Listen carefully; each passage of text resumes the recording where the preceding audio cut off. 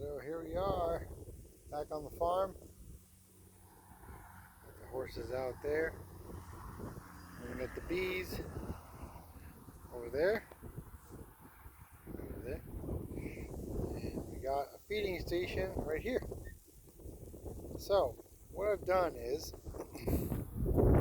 got some pollen patty, kind of smashed it up, and then I put some water on it just to keep it moist, because if it dries out, then they don't,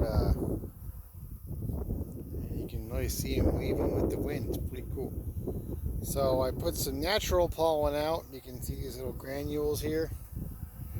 So this is natural pollen that my other bees have collected. But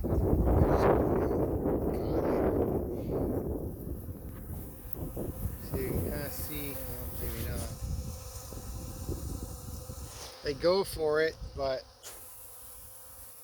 it's in these pellets that my other bees have already collected, so it's hard for them to. They're used to getting pollen powder, so more like this.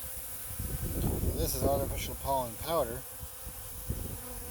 and I believe it's like brewer's yeast and some other stuff. But you can see them going for that too, getting all dusted up, and then hopefully back to the hives.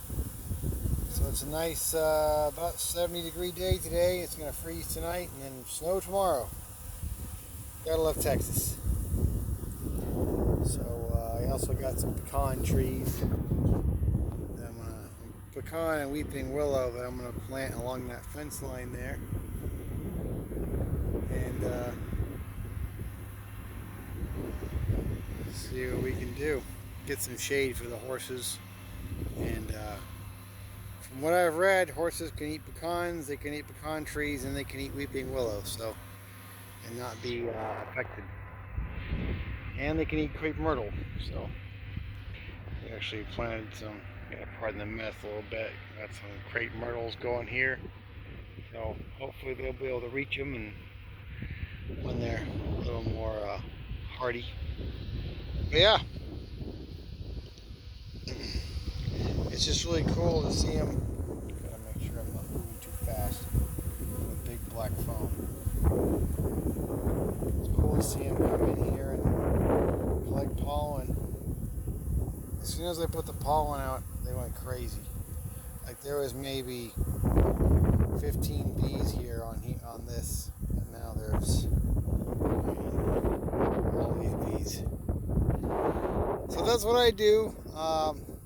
The hives are probably very, very far away, maybe 800, 900 feet.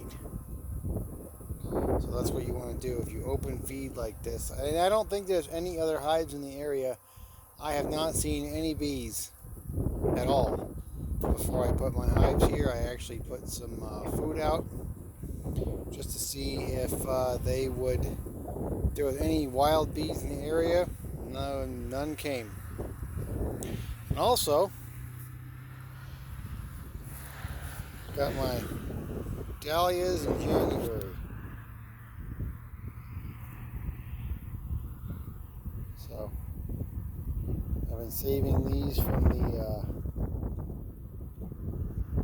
little native too. I've been bringing these in these pots. I planted with some mums. And you can see the bees finally found it. There's a pot with the mums. I can't really see very well, so but we get the fiddle leaf fig out. Might not like it too much. And some other things that we've been saving. I've been saving from the freezes. So, alright, that's it. Just wanted to show you my little feeding station. And this is that broken freezer that I use for storing comb. It still seals. It's just not, it doesn't work. So if you have a freezer that still seals or a refrigerator that still seals, but it does not